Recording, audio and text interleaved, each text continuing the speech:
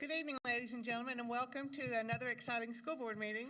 I want to thank y'all for being here tonight, and we do have a quorum here tonight, and I'm going to ask Terry Wagner to lead us in the pledge tonight.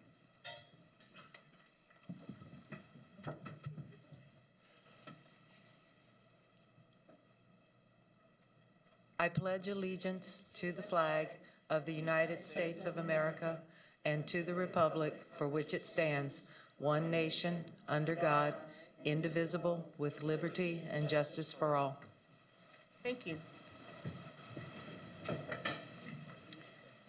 So I'm not sure we have a lot of news about 30 seconds in my district since we had snow apocalypse for the last 2 weeks, but we'll go ahead and give it a try. Dr. Gentry? I just want to just say a couple of things. I want to wave at Pippa Merriweather back there, who's always so very responsive for the issues and concerns that I send her with regards to things going on in District 1.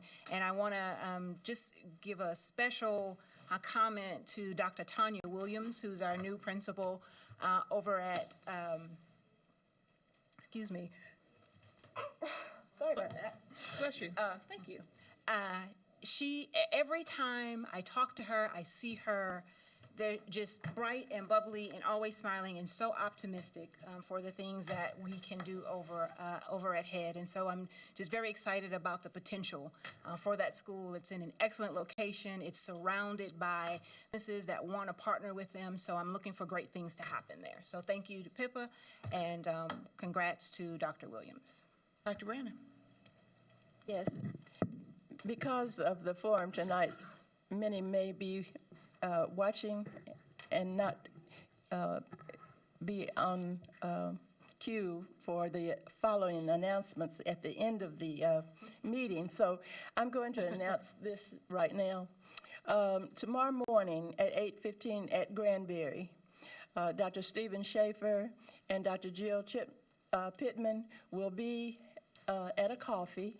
They are talking to potential parents in the feeder pattern to answer questions about their transitioning. So if you can, parents who have questions about the transition from school to school, please attend the 8:15 coffee at Granbury. Thank you. Thank you. I would like to extend a congratulations tonight to Brady Watts, who's a second grader at Sylvan Park Elementary. He was selected as a 2017 Tennessee Civics Essay Contest winner. Students were asked to write about citizenship, and they showed a passion for actively participating in their communities at a young age. And Brady won a school-wide essay contest, so then his entry was went up to the state. And in a statewide competition, along with 1,000 other entries from students across Tennessee, he won third place in the kindergarten through second grade category. He's a student in Ms. Robinson's second grade class, and as a winner, he will receive a Tennessee Stars 529 college saving programs and a trip to the state capitol. First place winners receive a $500 scholarship, and second and third place winners receive $250 and $100 respectively. So great work to Brady Watts. Mr. Pinkston? Yeah, I just want to give a shout out to Clinton Wilson, the principal at Glencliff High School, and Jill Wattrell, who helps with our Family Resource Center there, and really the entire Glencliff High School team. Last week, of course, was a very trying week for the entire city and the school system given the weather, but Glencliff, as I know many of our schools do, serves as a pickup point during inclement weather for food boxes from Second Harvest Food Bank and others. So it takes a lot of effort to handle all that in the middle of otherwise trying times, and just want to tell them that we thank them very much. Thanks. Thank you. Thanks to TJ Williams, I'm sorry she's not here tonight to take a bow, but Tammy Goober, who is the Senior Account Executive at St. Thomas, who runs the clinics at Maplewood, in collaboration with Chris Whitney, who is the CEO of One Generation Away, And they are together bringing a mobile grocery store to Maplewood on February the 17th to feed 250 families. So thank you to T.J. Williams. Ms. Pierce. Yes, Hillsborough High School hosted its first goat yoga this past Saturday, and I was really sad to miss that, but the pictures are amazing. It looks like a lot of fun, and they will be having more goat yoga to come. So make sure you check out the Hillsborough Facebook page for those dates and times. Ms. Bugs. Lead Academy will be hosting their student-led conferences next Tuesday and through Thursday, and they are inviting community members to come out and either volunteer to listen in on these conferences or to support and volunteer in some other way. Thank you. And I'll copy my colleague, Dr. Brandon, and do my announcements right now, too. But first, I wanted to give a shout-out to Nicole Vaughn. She's the Community Achieves Coordinator at Two Rivers Middle School. And because they were not a food pickup site, she partnered with her business partners and opened the school so that our families in the Two Rivers area and the McGavitt cluster could come pick up food during our inclement weather days. I also want to thank our security assistant, who's probably listening to us right now, Roderick Johnson. Last Friday when we had our retreat here, I was struggling. I'm a Louisiana girl. I don't do snow and ice. And I was struggling with the weather, and he came to my assistance to help me to make sure that I didn't fall, because we know that that did not want to happen. And one last thing, next Tuesday we're doing a community chiefs tour at Pearl Cone High School, and I would invite my colleagues to come, and all the principals and leadership in the McGavitt cluster to come tour what they're doing so well over there. So that concludes my announcements. We will move on to our governance issues and begin with our consent agenda. Ms. Spearing. Thank you, Madam Chair. The consent agenda reads as follows. 1A, recommended award for contracts for professional services as built services. B, awarding of purchases and contracts at Liberty Electrical Contracting Company. C, board policies, fiscal management. D, legal settlement for $25,000. Madam Chair, this concludes the reading of the consent agenda, and I move to approve the consent agenda as read. Can I get a second? Second. Okay, we'll go ahead and vote on our iPads, please.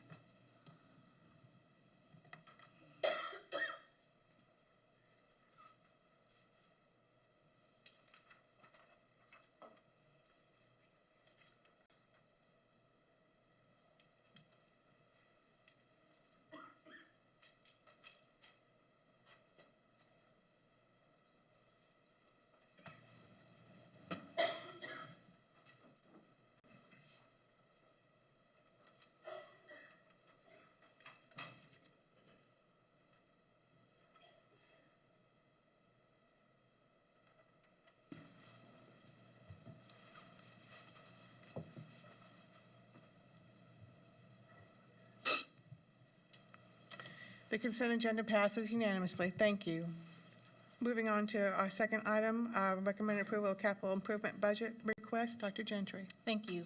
So we met earlier today to give a final look at the capital improvement budget requests that we'll be presenting to the council for 18-19 capital needs. You have a couple of reports that were disseminated. One's a spreadsheet that gives the 10-year projection of needs, but we're only focused on year one. And the summary sheet that you also received gave the projection for, the request for large renovations, new developments and replacements. And then the bottom half of that are just district-wide projects that cover multiple buildings and facilities and major maintenance. So for the new schools additions and new buildings and renovations, we're looking at a subtotal of $216,390 million. Under district-wide projects, $132,434,762, for a total budget request of $348,824,762. So this will be the request that we make, understanding that we may more than likely get something significantly lower than this, and we'll have to review and prioritize our year one needs. So if there are no questions with that, I'd like to move approval of the capital budget request. Second. Thank you. We have a motion and a second on the capital, on approving the capital budget request. Go ahead and vote. Oh, really? Okay.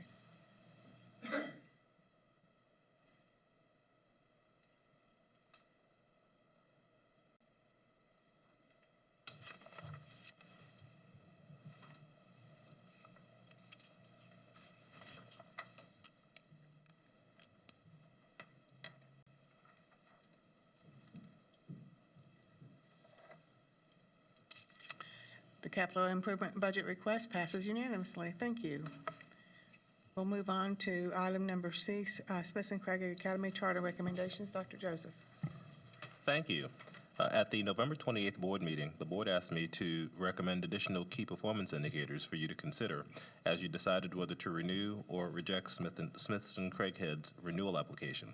Tonight, Mr. Dennis Queen will discuss key performance indicators that we would recommend be included in the contract should you renew the contract tonight.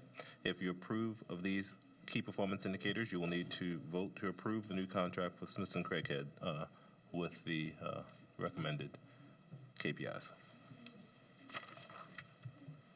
Madam Chair, members of the board, and Dr. Joseph, again, thank you for the opportunity this evening to provide requested information concerning a possible 10-year renewal application of Smith and Craighead Academy.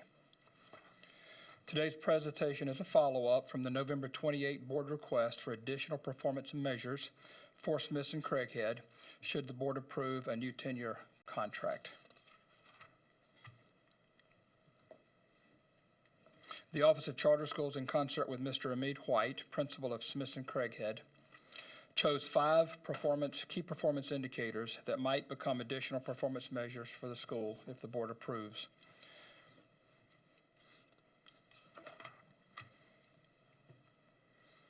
Three of the 5 measures come from the area of academics. The first area is MAP-R and MAP-M testing results.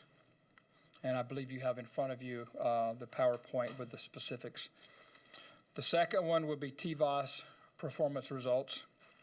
And thirdly will be proficiency of students with disabilities. And each of those areas usually run a 3 to 5% improvement from one year to the next. And these are the identical KPIs that are part of the district's KPI performance framework as well. The other 2 or remaining 2 measures come from the social emotional learning area. Number 1 is that all school administration will be trained on Tier 1 strategies. And the second one addresses chronic absences, and you can see that there are 5 areas under chronic absences, target goals that would be included if the board so approves. And that's what we have to present to you tonight. Thank you. Any questions for Mr. Queen?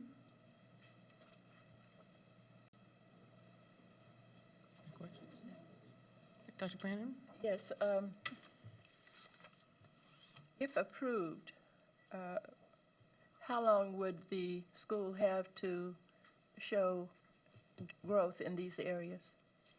What we typically currently do, and this is with charter and traditional schools, this would begin with their new contract if issued, which would be issued for the upcoming school year, 2018-19, and we would monitor schools year by year.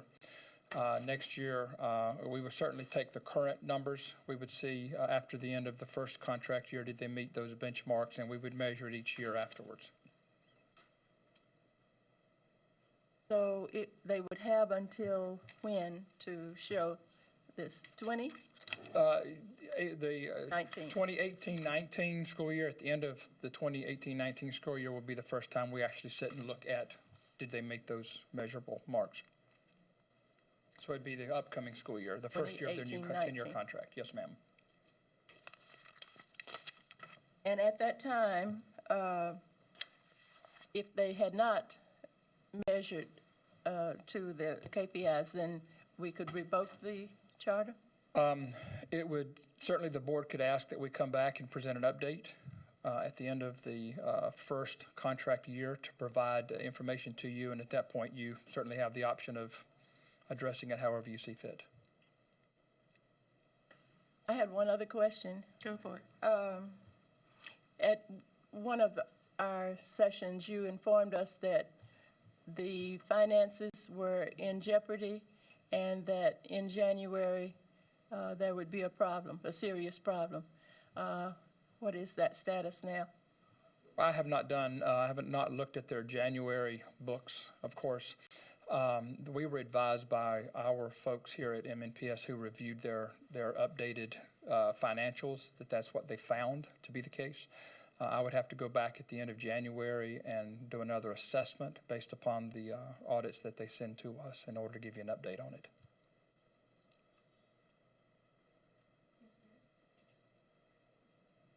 So the financial questions were based upon the information that Smith and Craighead has presented themselves? That's correct. Because that does seem to be the discrepancy, that from the public speaking and written correspondence, that this is incorrect, but it is in fact from information that they've provided. Yes, ma'am. They're currently on probation, and they're required to give us monthly updates on financials each month. And our folks look at those financials and give us their assessment of what they find to be the case based on the school's report. They do have a new accountant, so we'll be getting our first update. We should be getting that any day now, and we'll be able to go back and give you an update on that. Okay, so on the social emotional learning with the 100% of school administration being trained, who pays for the training? Is that? They would be required to cover any cost of that training. We typically provide charter operators access to our professional development at no cost. If it's something that's existing currently, if we have to create it, then there usually is a cost for it. Okay, so have they factored in what the cost of this would be? Do you know if there's already financial questions? No, ma'am. Okay. Ms. Bugs, do you have anything? Anybody else have any questions or comments? Okay. Well, on the state percentile rankings that were included in our packet, what was that based upon? It came from the state. We got it from our Department of Assessment, and we were able to sort. Performance, high to low, and so we did that for our charters, and we created two graphs. One was a success rate, and the other one was the state percentile ranking of each of those schools. And the state would have this for all schools? Yes, ma'am. We have it for all schools. That would be nice to see. I did it for charter. Right. Yes, ma'am. Anybody else? I have one other question. So if it is denied tonight, is there opportunity for an appeal still? Yes, ma'am. They would appeal it to the state.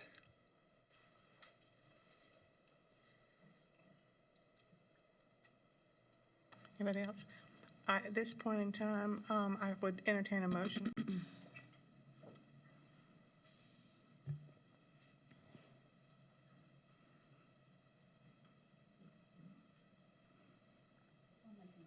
Okay. I move to approve the renewal application from Smith and Craighead Academy with the inclusion of specific KPIs as recommended by MNPS Charter Office in the charter agreement. Can I get a second? Second. Any discussion?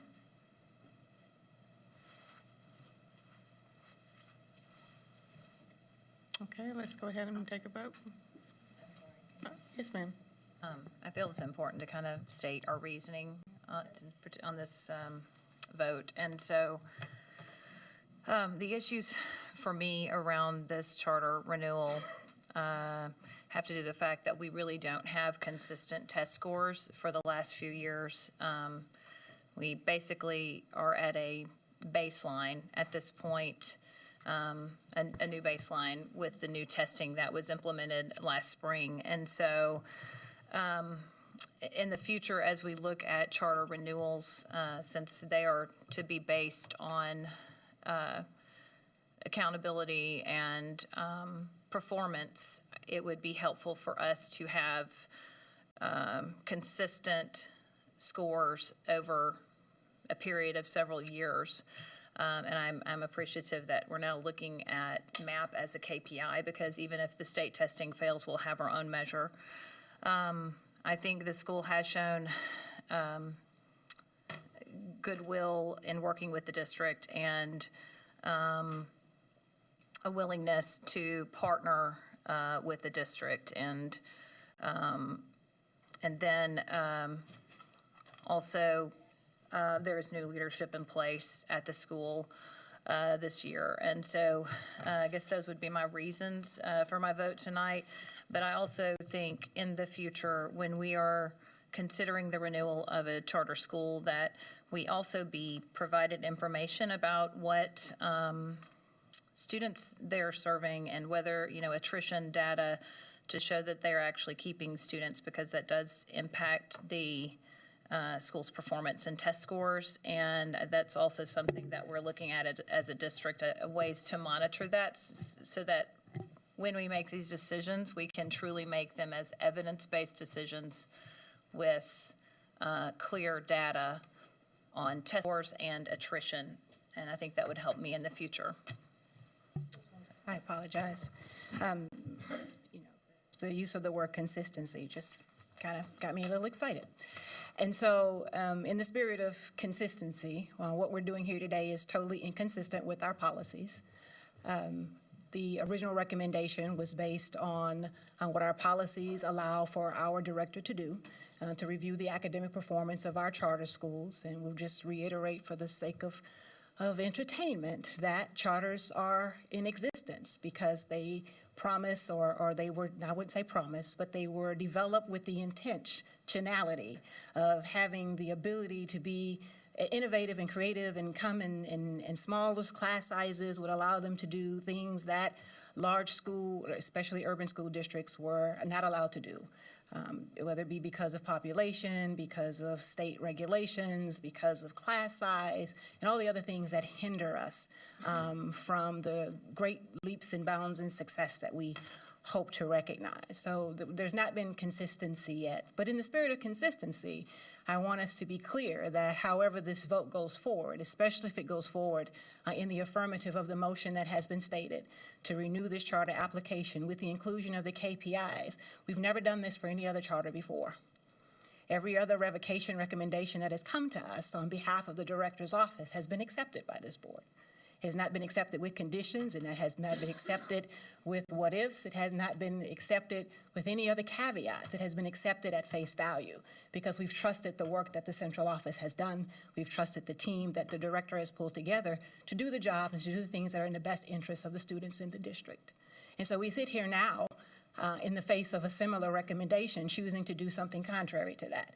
And I know that there are a lot of independent and individual reasons for wanting to do that, but we need to be clear about the precedent we're setting as a board if we do accept this recommendation with the inclusion of KPIs. We need to be prepared to do that for every other charter that comes to us with a recommendation for revocation based on academic performance, financial insolvency, whatever the issue may be. And so I just want to make sure that we clearly understand that this isn't just a vote to renew a charter.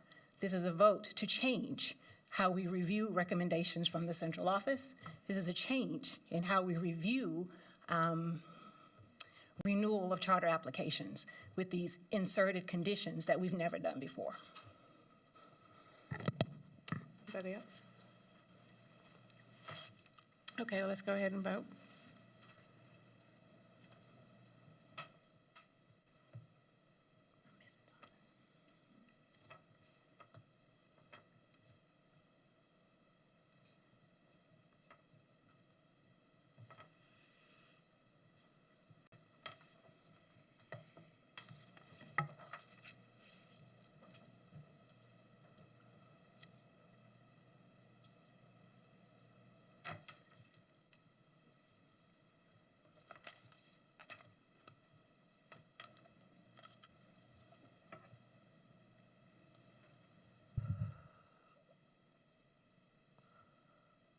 The motion is approved on a 5-3 vote. 4 vote. 5-4 vote. Thank you. So I just want to get some clarification about what happens next. And I don't know, Corey and Mr. Queen. So the charter itself, as it exists in its written form, will now be edited to include this information, these KPIs? Smith and Craighead is under a 2002 contract, which was very vague from the beginning. They will receive an updated charter contract that will have some greater clarity around expectations of performance, but we will certainly insert the KPI performance indicators as well to be part of that. And so this is and I've never seen a finalized chart. This is one that actually has a signature on it. Absolutely, yes, Okay. ma'am. On both parties. All right. Thank you. We will move on to reports for our organization. Dr. Joseph. Thank you, Madam Chair. Tonight is our School Choice Festival. It is being held over at the fairgrounds from 5 p.m. to 7 p.m. So it's an opportunity for families to see all the great choices here in MNPS. Dr. Felder and Dr. Narcisse will be leaving the meeting early so they can thank families and students for attending. So when you see them leave, that's where they'll be headed. In addition, we will need to make up a snow day.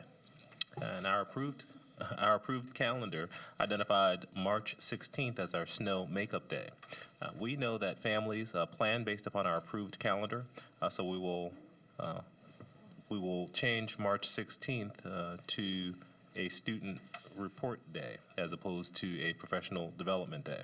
As was communicated when we approved this year's calendar, if we have any additional snow days, we will need to extend the school year. So let's hope for better weather in the coming days and weeks. And tonight, we will be sharing an update on our student academic data from the most recent measures of academic progress in reading and measures of academic progress in math assessments, and we also will be sharing data on our school climate. This data will help us guide our steps forward as we approach the upcoming budget season. As you will see with our MAP R and our MAP M data, the results have remained flat. We're not satisfied with these results, and we know that gains are going to take time, but we will continue to act with a sense of urgency to move the data over time. In the upcoming budget cycle, we'll be looking at how we can look at some of the challenges and root causes to our data and offer more effective professional development for teachers and continue to work to improve school climate for our students, faculty, and staff. Tonight, we will examine the data to see where we are at the moment. And we have Dr. Paul Changus and Dr. Tina Sensen, and they're going to walk us through the data and explain our results.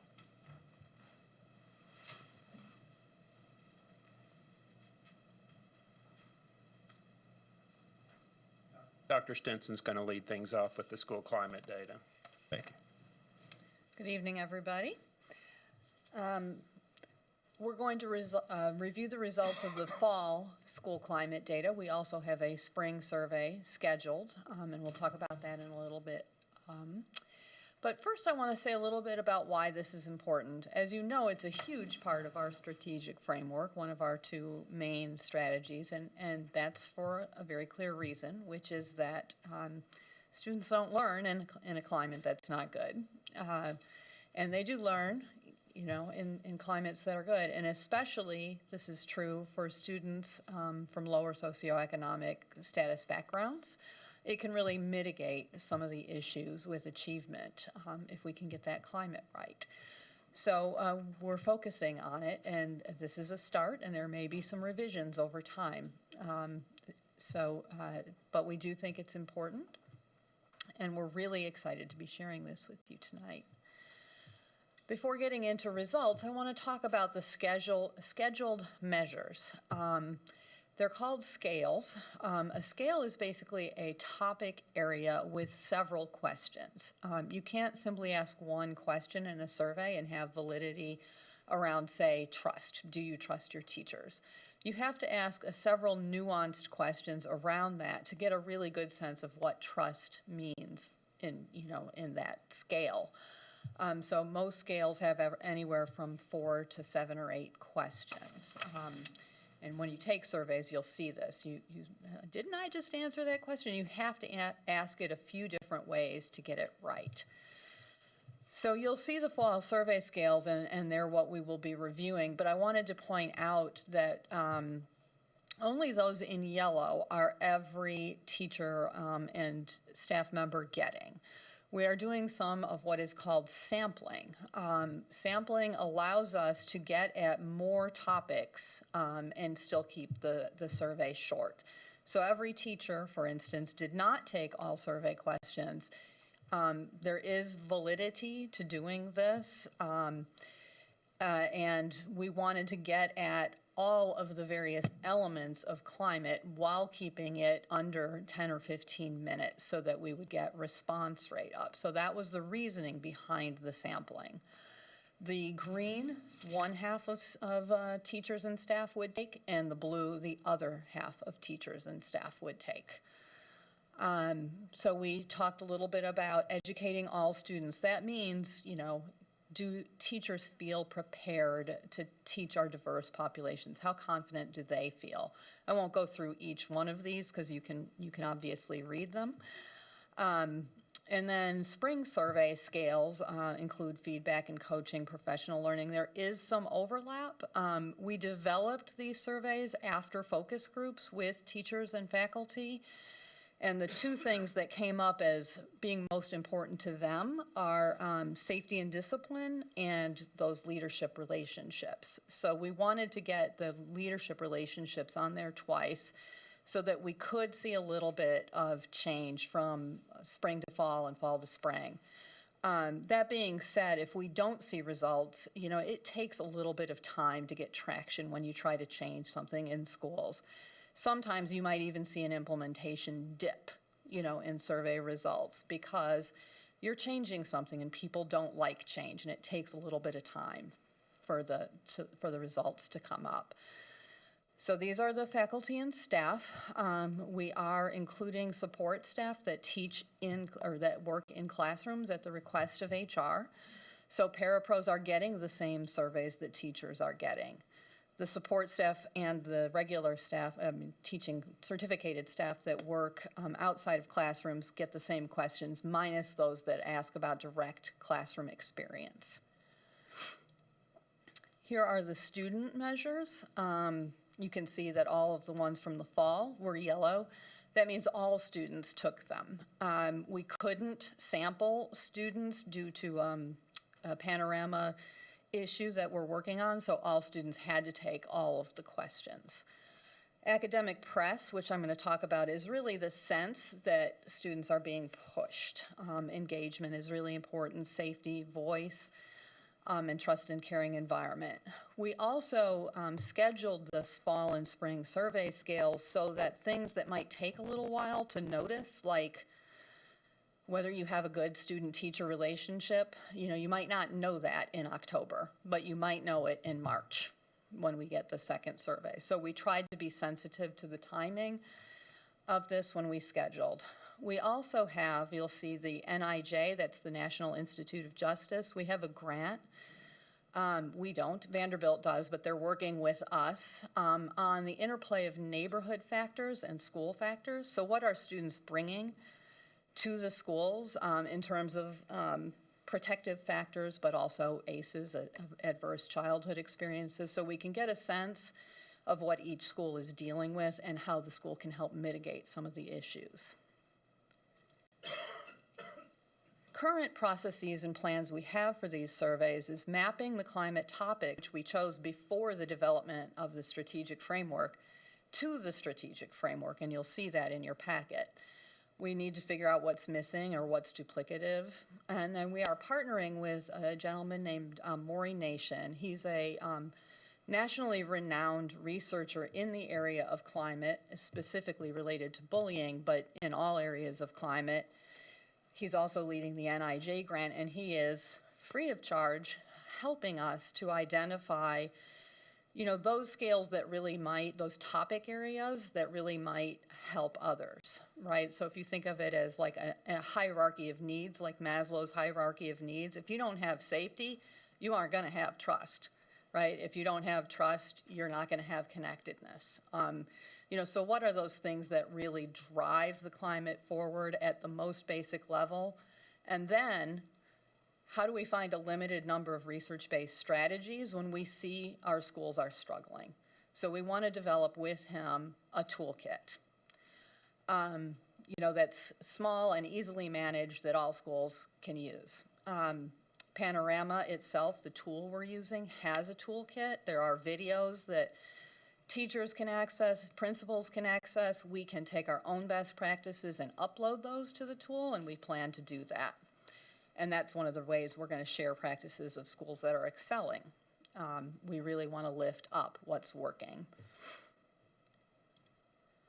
So here's an early draft of the mapping. You can see it's not completely even. We have more on the safety and trusting relationship side than we do on the equity side, for instance. And we may need to balance that out a little bit more.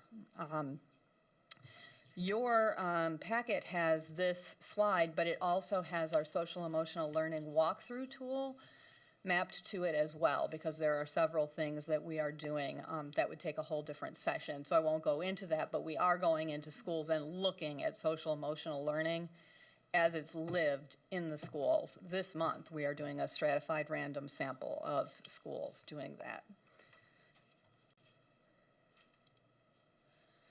So with that brief background, I'm going to get into the overall favorability. First of all, let me tell you what favorability even means.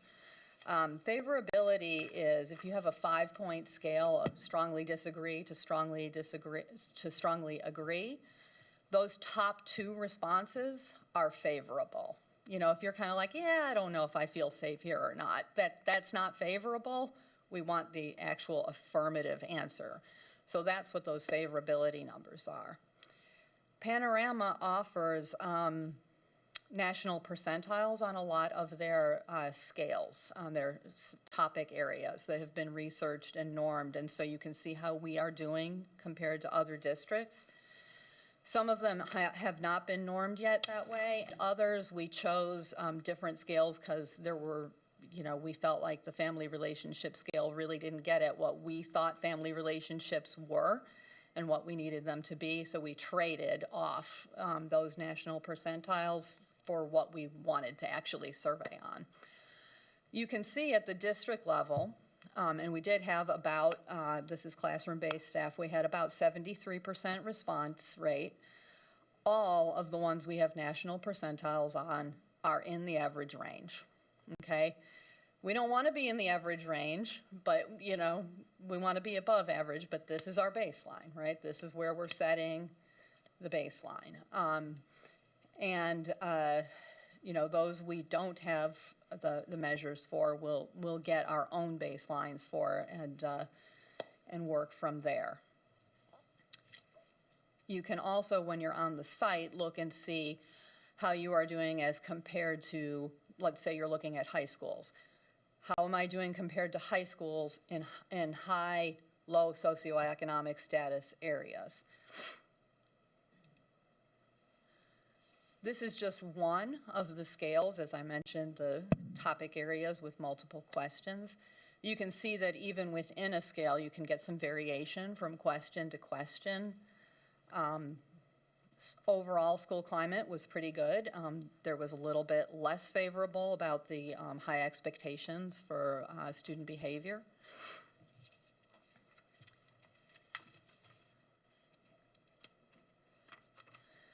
We also, in our listen and learn sessions, I happen to be doing these particular focus groups with support-based staff.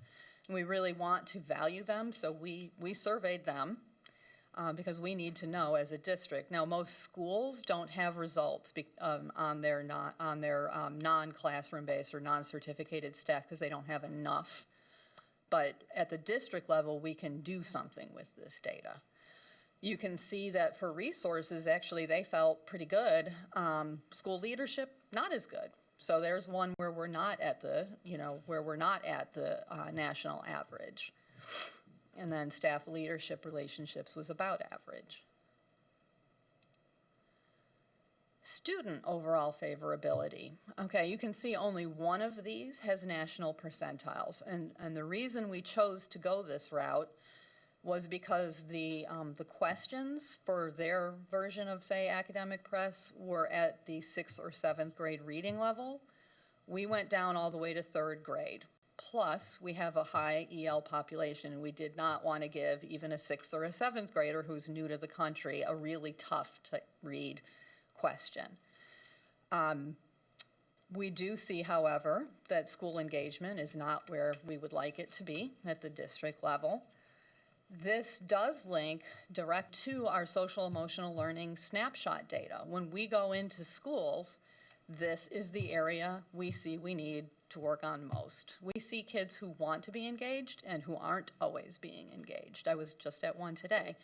And, you know, it ranges from school to school and from classroom to classroom within the school, but we know that this is an area we need to work on. And we also know that, like Kyla Krangle from the Social Emotional Learning Department and the folks here from Curriculum are working on how to use this kind of data to inform professional development so that lessons are more engaging. And with that, I mean, I know that's very short. You all have the data at your fingertips. It's online, it's on our public site, and there's a link to all the school-based data on the public site. Are there any questions? Have some questions? Ms. Pierce? My question, I like that the students overall seem to think there's an academic press. Yes, it's our most positive response. But at the same time, it doesn't, that engagement level is not really there. And then there seems to be a discrepancy when you look at the teacher's response to kind of the caring. I think teachers and other staff consistently show respect, warmth, and concern is 87%, whereas the students seem to answer the trusting and caring environment at 46%. Yeah, so we do have some discrepancies, and we have large discrepancies between schools to top that all off, right? So one way we could have done this was to ask the same exact questions, but in different forms for teachers and students. We didn't do that based on the focus groups that we did on what we really needed to get from and for those stakeholder groups.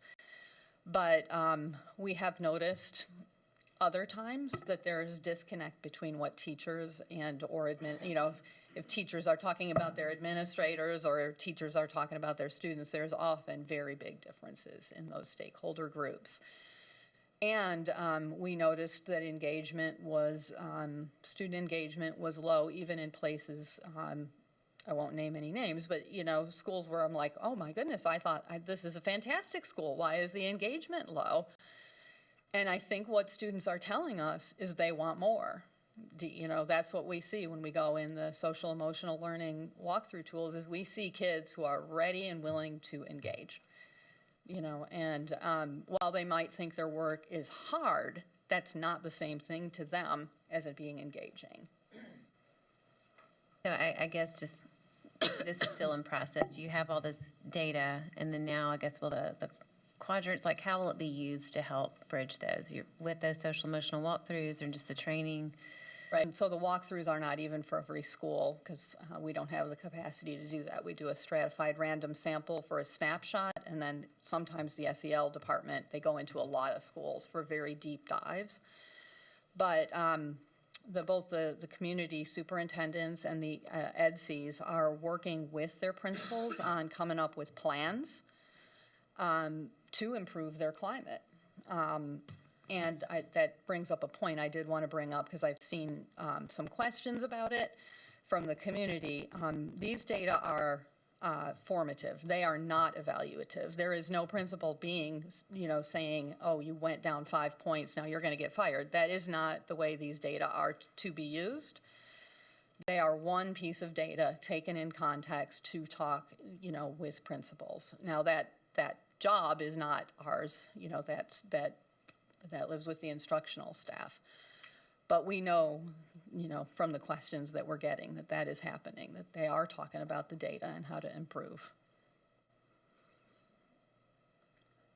Thank you. I've got a question about the instruments and the methodologies here, and I've got some historical questions too. So there are so many things that the state of Tennessee does to us that's really, really, really, really bad. But one of the things I actually thought was quite useful over time was the TEL survey. So when did we leave that? Why did we leave that? And what's the foundation for this teacher survey? Sure.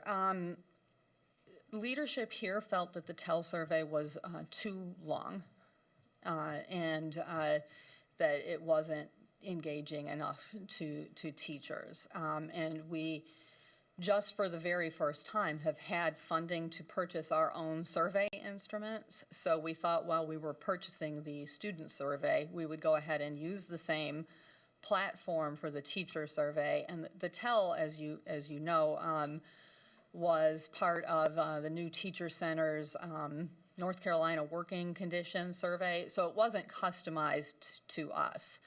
That being said, we did make a trade-off, right? We had 5 or 6 years of longitudinal data, and now we're going to just need to start from this new benchmark. The board recently adopted, we're in the process of refining it, I should say, a new board self-assessment tool, and the structure was based on a framework developed by the Institution for Educational Leadership to help boards improve governance. What's this based on in terms of the teacher instrument? Is it based on some existing framework that we're adapting, and what is the, is there evidence that this tool has efficacy, or the framework has efficacy? Okay, so the framework was built out, and I could send this to the board. The framework was built out based on what teachers felt that they needed communicating to us and what they needed to have worked on from their perspective. The teachers were extremely frustrated with the TEL because they did not feel like it was ever taken seriously. So the theoretical framework of this actually was built, and I'm just going to say this a little bit backwards, because we were operating without a director when we built it. And, you know, as I showed you, we're in the process of mapping that to our strategic framework and our core beliefs about climate, but that is work in progress. That being said, we didn't want to wait till we had it perfect to put something out there, because this is such a core priority of ours as a district. This is homegrown? The scales are the scales were chosen from valid instruments, a variety of valid instruments. We are on the back end, because when you are choosing scales from different instruments, statistically, you don't know if they're going to work together. We are doing that analysis ourselves now. There are a couple things I can say about that, in that 2 of the scales about leadership and leadership relationship really it's just like one big topic, so we may be able to drop one of those. But those are decisions you don't get to make until you have the data. So we are doing that and doing that mapping and looking around. But yes, it is homegrown based on our district's needs. We see the questions, and the reason I'm asking so many questions about this is there, you know, among certain audiences, there is a message that's out there that there's a big morale problem, and then, you know, some of this information would seem to contradict that, and then when you talk to people anecdotally, you know, what you hear as well, there are isolated pockets of issues, but, you know, generally speaking, people are happy. So it'd be nice just to kind of see the data and the questions in their entirety, just so we have an understanding, total understanding of what's being asked and answered. Sure. That is available to you through that link that was provided in your packet. While what you can do is go see, and also I think your packet had the complete results, but I can't swear to that. But you can see, if you look up any school, you can see in relationship to the district numbers, what that school is. So you can see the district numbers that way, but you can also see the quadrant. You can see by EDC, you know, so the EDCs get to look at just their schools as a whole. You can see by cluster. So we have the data all sliced and diced that way already, but you can see the district averages that way, and we can provide you all of the questions. On the Dr. Severe, in the PDF packet, there was a link that takes us to more granular data around all this? Okay. And it's also I just it's also on the district's webpage. Okay, I just missed it. And the last question I had is around student piece of this, and I just overlooked it, or excuse me.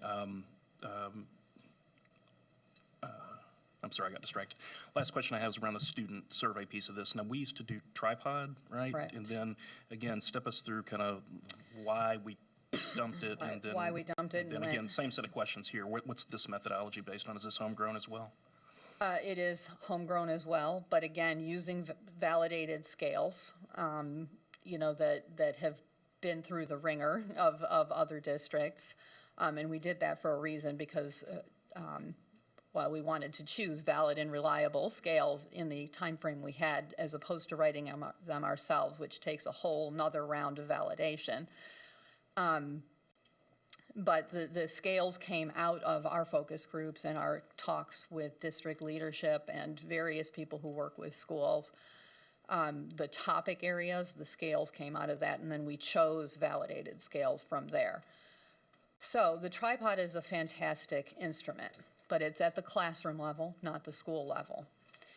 The state gave that to us for free, but with one cost, and that cost was that it had to be used in teacher evaluations, even down to the kindergarten level.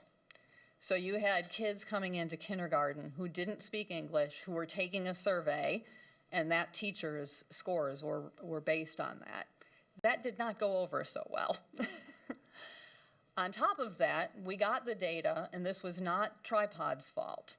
This was just the way it worked out. We got the data 1 week before the second survey. So there was no time to implement any changes based on the fall survey before the spring survey. And then that data was never given back to teachers at all, except in an overall score, that was used for their evaluation. And you can probably see, without me explaining too much further, why we decided that was not the route we wanted to go. But then the state decided to pay for My Student Survey, another classroom-based climate survey. There are advantages to classroom-based surveys because each teacher can see how his or her students are doing, but we heard very loud and clear from teachers that they did not believe the results, that they were not useful, they were not actionable. So we decided that at this point in our time, and based on the, the direction we thought we would go, because we were somewhat limited in what we could do with these surveys that were being paid for from outside of the district, we decided really we need to focus on school level climate, not, Ms. Stenson's climate. So that was the evolution of that. And we put out an RFP. Panorama has been used in a lot of districts.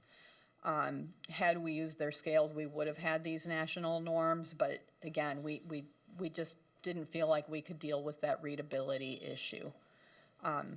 So that was the evolution of the student side of the survey. Thank you. Welcome.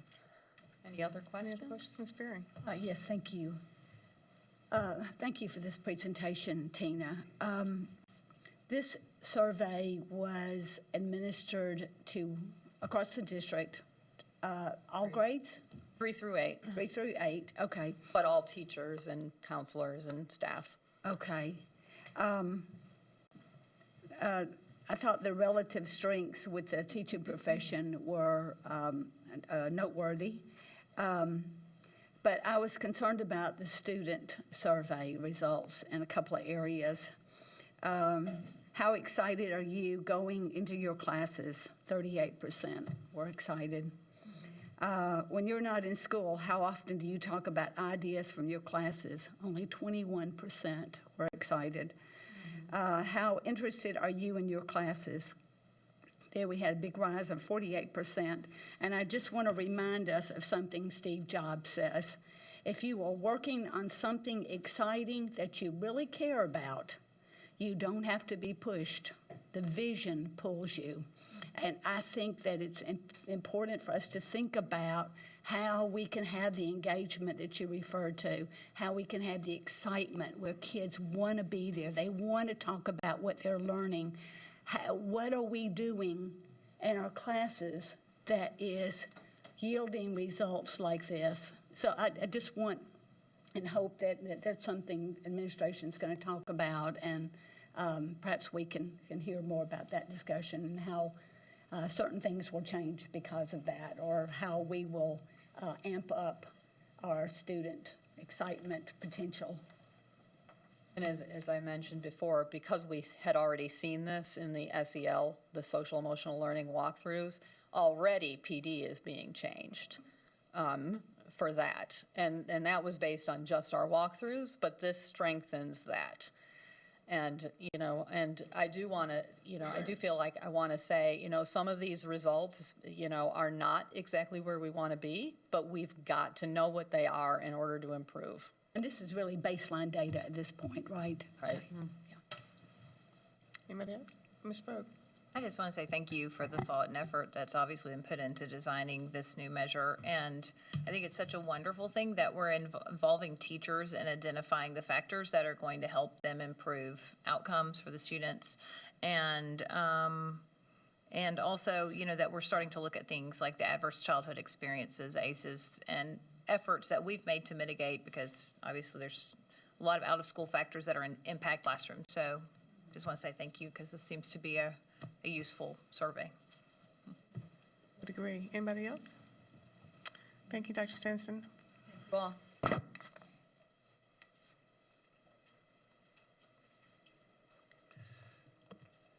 Thank you. I'm going to now talk about our MAP assessment results from the winter the November administration that we had, which is in the early part of the winter window.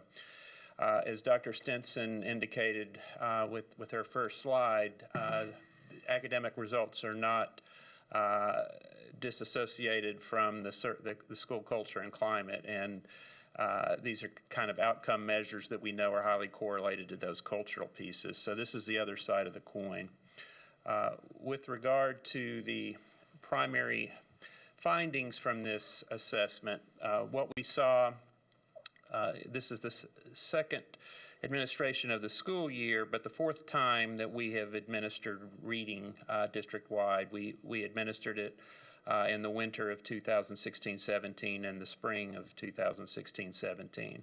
It was the second administration of our MAP assessment in mathematics, again in grades 2 through 8. As a reminder, we not only get national normative data on our achievement, where students are on a given day in terms of mastery of standards, but the growth that they've made from prior assessments. So we will have median national percentile data with respect to growth. We did see reading scores decline slightly, about 2 percentile points across grades from fall to winter, and 1 point in math, although we did see some grades that increased in mathematics. But I also want to point out that we tested in the early part of the winter window, and our goal is to use this as an instructional tool to give administrations 3 times a year in time for the data to be useful, for teachers to react to it in time to respond prior to the 10 Ready assessment. So our third assessment will be a February administration. Whereas in some districts they're giving it, from August through April or May, and we did have a May administration last year. But as you'll probably remember, we saw a decline in those final results after 10 Ready. Schools will have the option to administer a fourth assessment at the end of the year after 10 Ready, but we feel that the greatest value is to have the data in time to do something with those results. So I bring that up to say that our students had less instructional time between the first and second administration by a few weeks than the national average. So the 1 and 2 point declines that we're seeing here, we feel are pretty much we're holding our own, and that's not where we want to be either, but I wouldn't overreact to the 1 or 2 point decline. Tomorrow afternoon, another member of my staff and I are having a conference call with NWEA, who produces this test, and including one of their psychometricians, to talk through some advancements that are coming in the coming year. We will be able to adjust the norms, we believe, starting next year for the instructional weeks. That's not an option we currently have, but I just wanted to give that for context. With respect to the reading scores, you have the fall and winter data, the number of students tested by grade level, the median RIT score. That's a scale score that allows us to look at growth within the school year and across years. Those numbers should increase over time, and you see that those are increasing.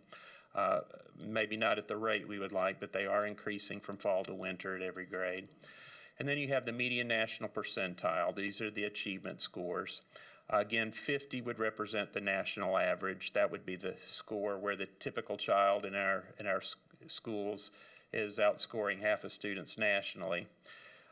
What we see is, again, a slight decline at all but grades 3. Grade 3 went up a point, with the highest scores being in grades 8 and grade 2 in terms of the overall achievement.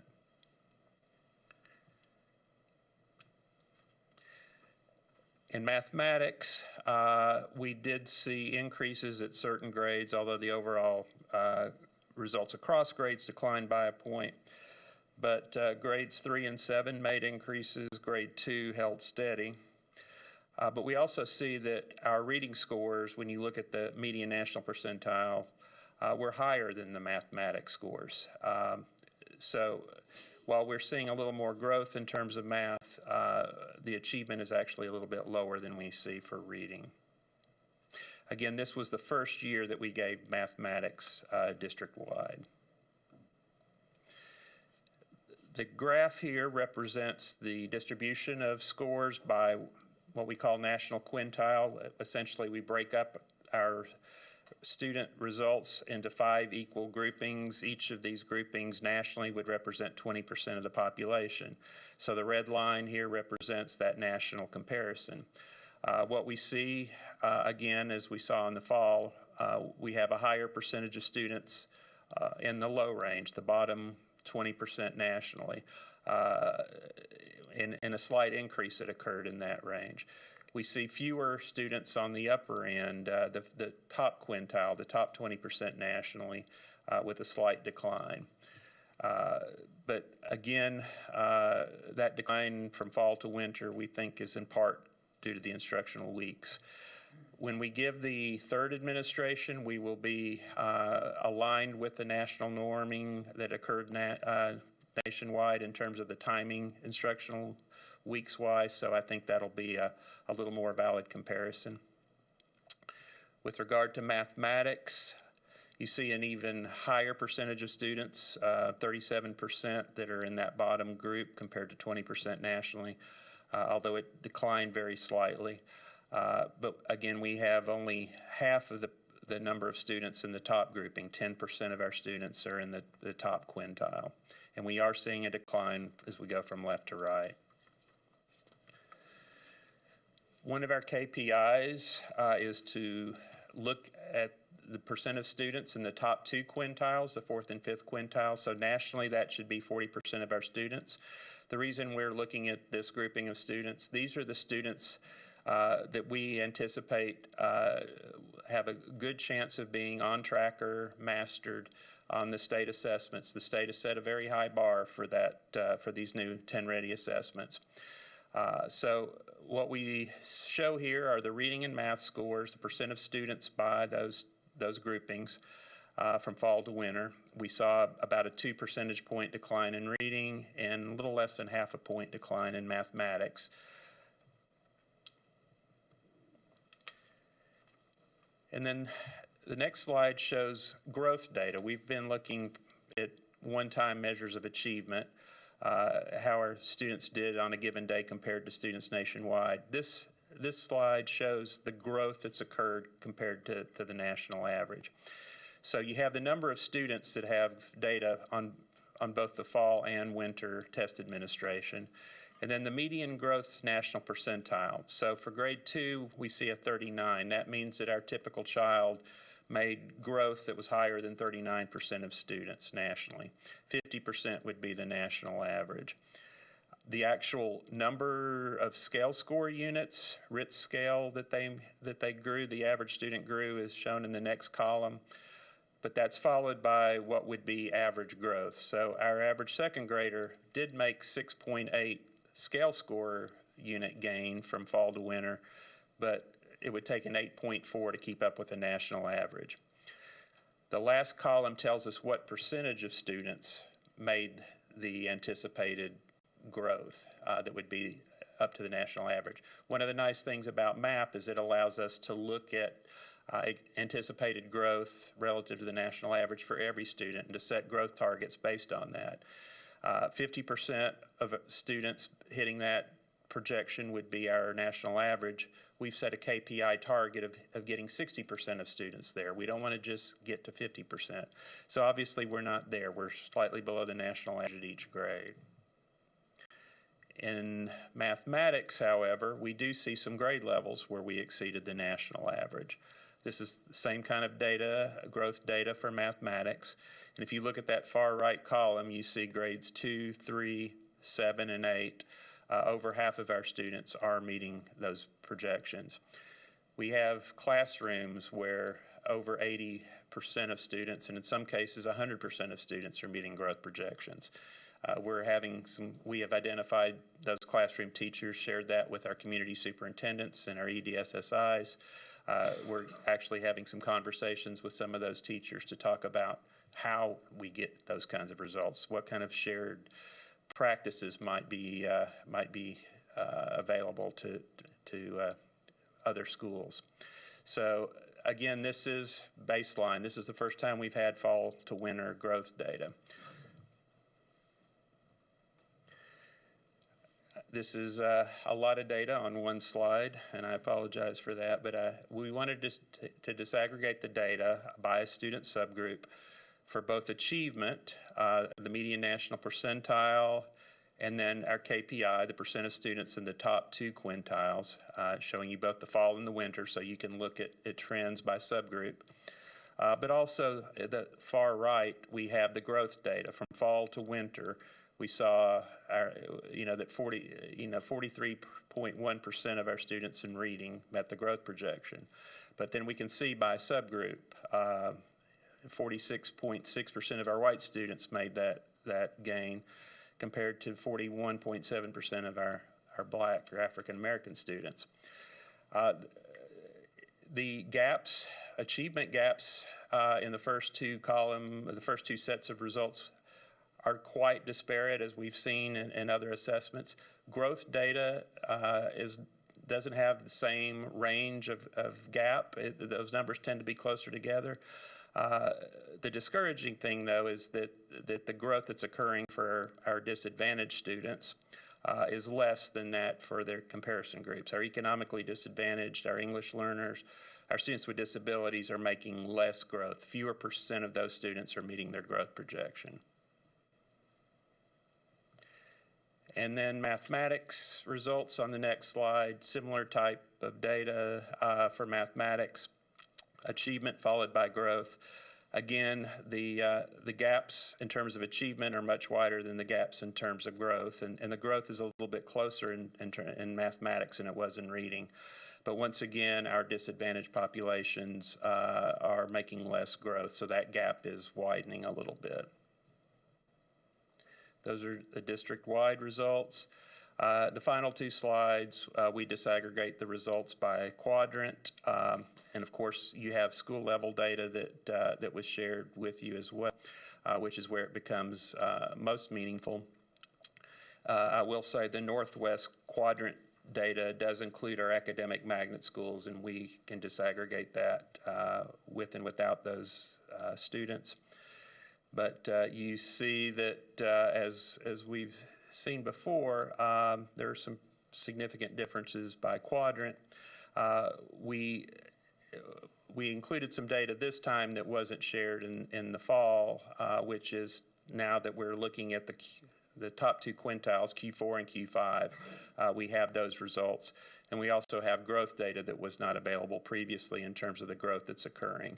And the growth in terms of the percent of students meeting projections is fairly close from quadrant to quadrant in reading. And finally, results in mathematics, and we see in the southwest quadrant that over half of the students did meet their growth projection. And that's a whirlwind tour of our map data, so I will open it up for questions. Do they have any questions? And let me add one comment, because I know I've had some questions from board members as to, you know, how well is this going to predict 10-ready assessment? And this is the second of 3 assessments, and we'll have, I think, a much better gauge after the February administration as we get closer to that 10-ready assessment. But I will share some encouraging data that we have found in the past week, which is now that we have our 10-ready scores to the student level from last spring, we looked at the last February's MAP assessment relative to our 10-ready data, and we found extremely high correlations between the two. In reading, they range from the correlations by grade level range from 0.78 to 0.82, and in mathematics from 0.79 to 0.87. That basically is telling us that we can predict 2/3 or so of the variation in 10-ready scores from our MAP data. That gives us a pretty confident feel that we're going to be able to tell for the vast majority of our students whether they're on track or not based on these assessments. We don't want this just to be an indicator, though, of whether we're hitting that top bar, but also to identify where those gaps are for the students who are falling short. And that's one of the nice things about 10-ready, is that it does give us some specific skill areas to work on. With that said, I'll turn it over to questions. Ms. Pierce. So what were the dates for the fall? It was administered in November. I do have the exact days. And this was winter, correct? Yes. So winter was November. When was fall given? Oh, I'm sorry, the fall. The fall was given in the end of August, 1st of September.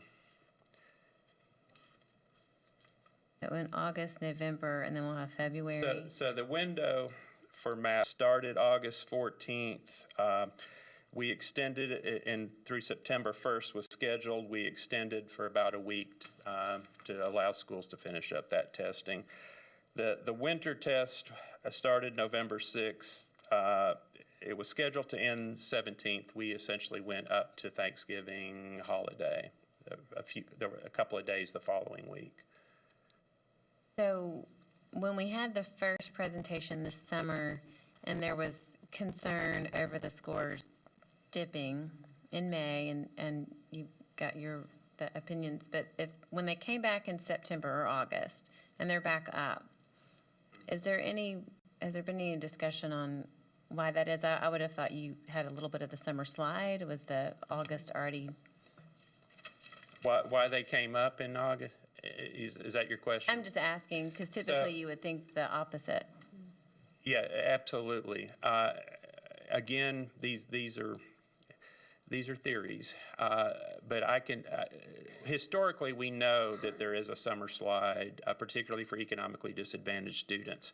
But we also suspected prior to the start of this school year that the test results from last May were going to be down a bit because of the timing of those tests after 10-ready, a test fatigue issue. I can tell you that the first year that the state assessment, I think that was 2004, the first time that we incorporated criterion referenced items aligned with the state standards, we also included a national norm test. We administered a very long test that year, and we saw a decline in our national percentile scores as a result. There was a definite test fatigue factor there. Even though these tests, MAP and 10-ready, weren't given at the same time, they were given within a couple of weeks of each other. So my guess is that what we saw was a drop in the fall, a drop in the spring of last year due to that fatigue and the fact that these tests didn't have the high stakes that 10 Ready did. We were all geared up for the 10 Ready assessment, and then this came a little bit later. It wasn't tied to student grades or anything else. The results we saw in August and September, I think, were more representative of where we were last year. They were very close to what we saw in the first test administration in reading that we gave last school year. But overall, like the participation rates were the same? Yes. Yes, they were very comparable. Okay, so I think that's all for now. And then you've got the national averages, or what sets the growth projection rate? Yeah, so that those growth projections are basically saying what percentage of our students are keeping up to the national norm. But again, our students had a little time, at least a couple of weeks less time than the average student nationally. I think we'll have a much better indicator of the growth after the third administration from fall to February as to what's occurring. And we think that'll be a better predictor of value-added growth that occurs. And I'll say that, this is the first year that we've had this cycle with MAP, so we'll be collecting data over the year to really examine that growth and how well it correlates. But I know that the achievement data correlates highly, the one-time measures, so I feel that after this year we'll have a pretty good idea of what statewide growth looks like in comparison to what we're seeing here, and that's what our value-added scores will be based on. Oh, I did have one more thought. So how easy is it to tag the different students who participated in our summer school programs to know if that helped with that rise in the fall? Just ongoing as we talk about the summer school. Yeah, I'll say that it's not easy, but we are working on that and collecting that kind of data. There are a number of initiatives that we're trying to evaluate using both MAP, 10 Ready, and other assessment data that's available to us, particularly around literacy. But we are, and I don't know, I don't think we're going to have great data going back to last summer, but we're working right now with some outside partners on how to ensure some accurate data collection for this summer to follow through and look at the impact we had on that summer slide through those programs.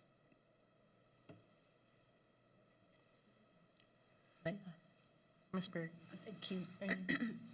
Thank you, Paul. Tell me if I'm correct. The MAP-R correlates with 10 Ready. Does it also correlate with ACT? We don't have our own specific data, but NWEA does. And I don't know the exact correlations, but I can certainly get those. But yes, they actually have data that their projections to the ACT from MAP assessment, and that's based on millions of students nationally that have taken the assessment. I can also tell you that based on the correlations we've seen between state assessment scores and ACT scores like 10 Ready and previously TCAP to ACT, that I have no doubt we're probably going to see correlations close to what I was talking about in the 0.7 to 0.8 range, but we can get that kind of specifics. But yes, they do project to the ACT. I'm not advocating for more testing, but I did have a high school teacher ask me why high school students aren't taking the MAP. Well, we're next week our district assessment committee is meeting, and that's one of the issues on the table. Obviously, this was the first year. This past year the decision was made to go with MAP, but we have a few high schools that have chosen to go that route to administer to 9th and or 10th graders, and we're looking at that. We do feel that there's value there. Thank you. And can you talk about the 5th grade loss of 5 percentage points?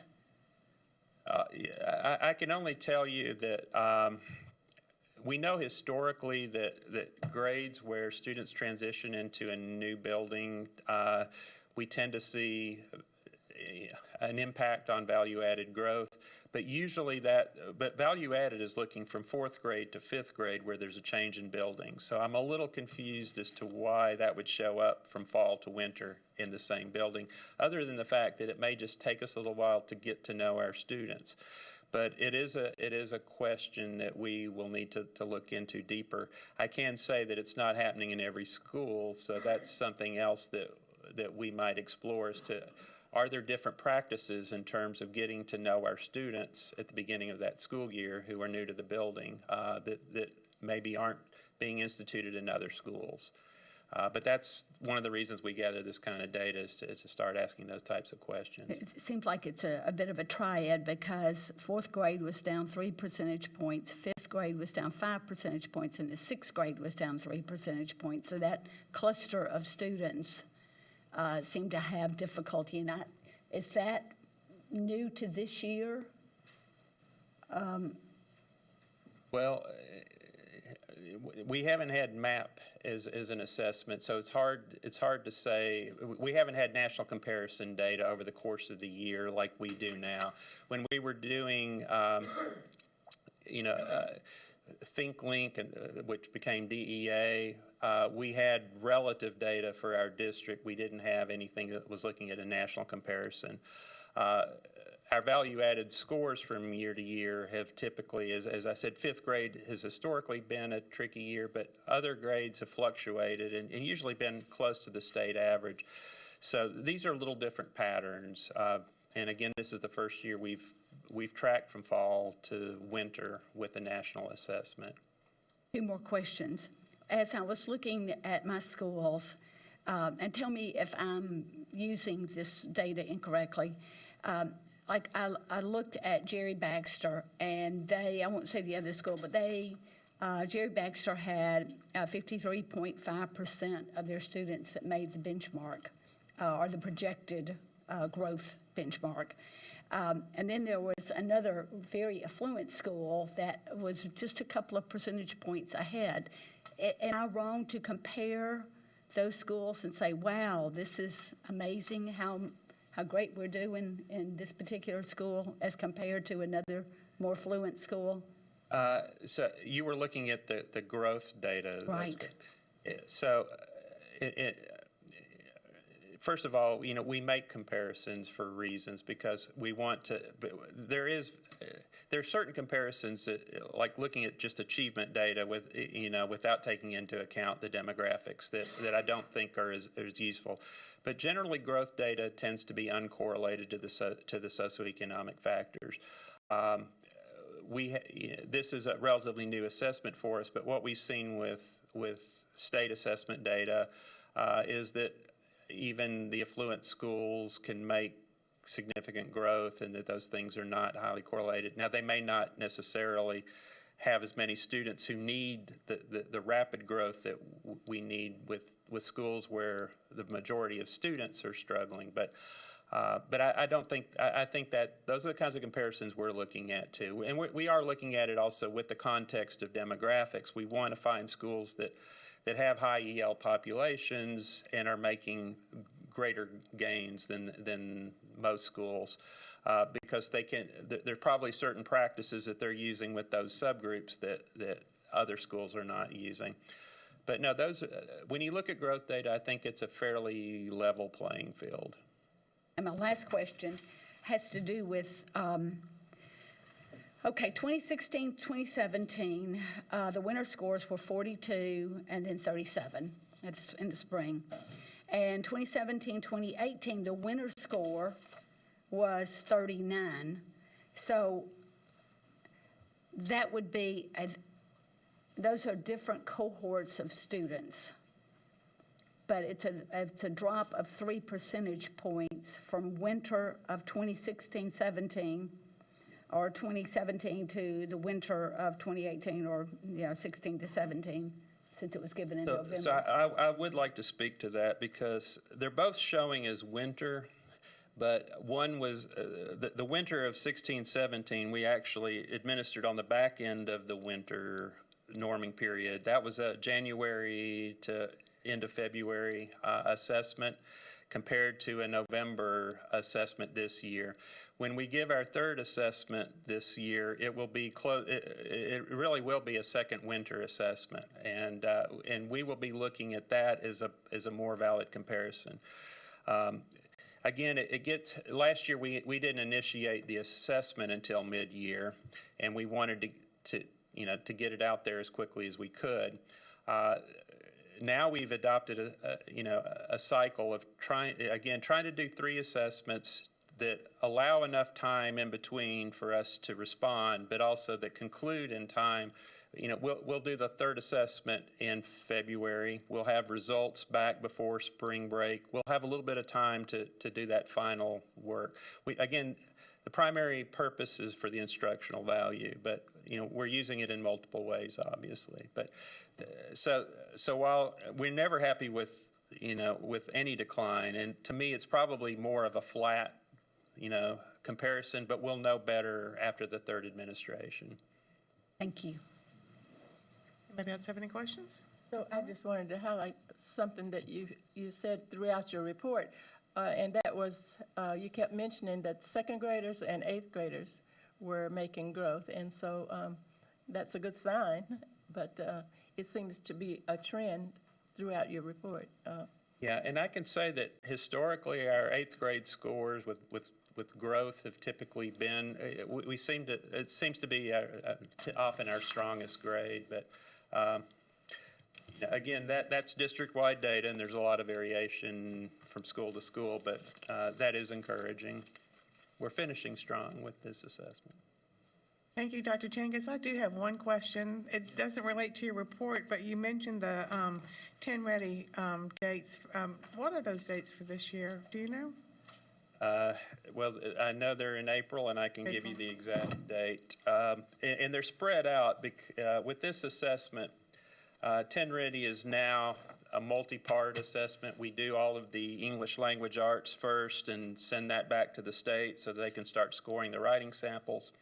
And then we follow that up with the other multiple choice components. So April 16th, it's a broad window from April 16th to May 4th. Schools will schedule a day for English language arts, a day for mathematics, and actually there's, as I said, some multi-parts which can be spread out.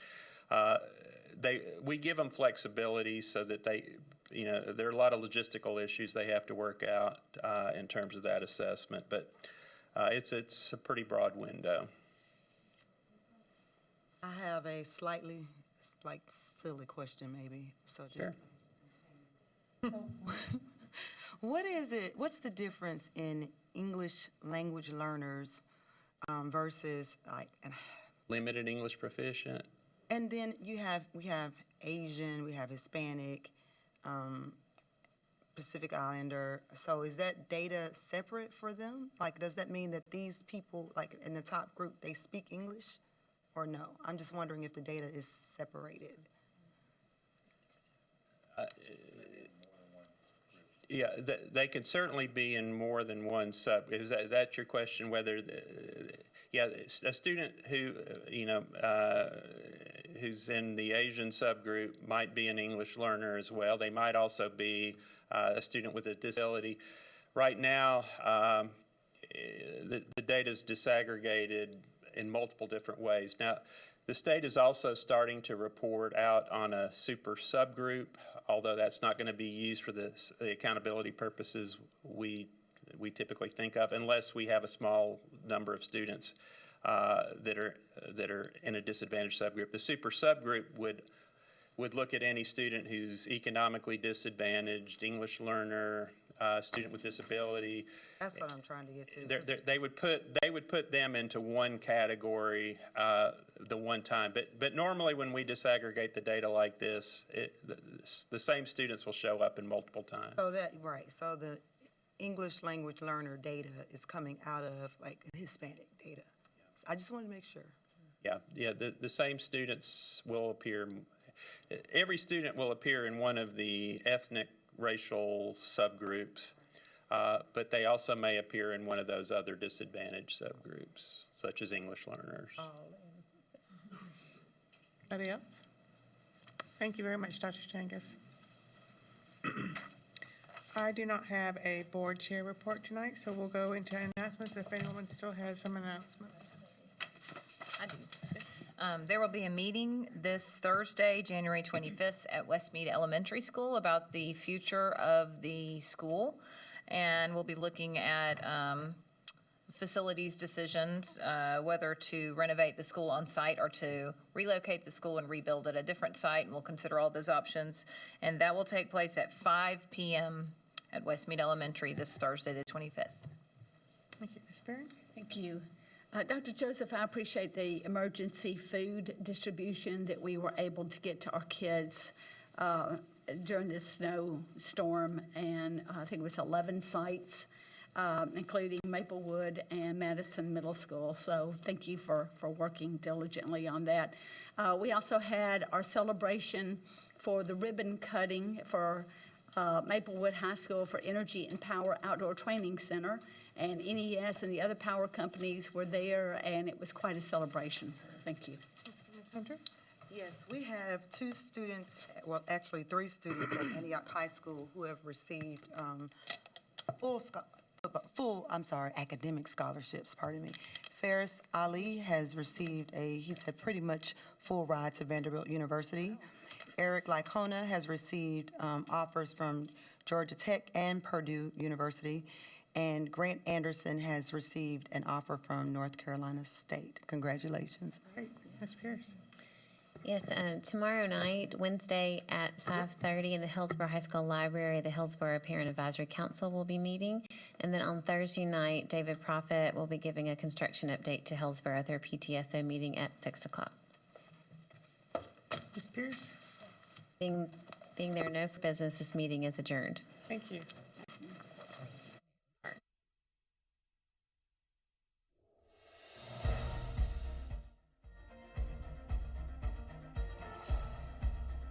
This has been a service of the Metro Nashville Network.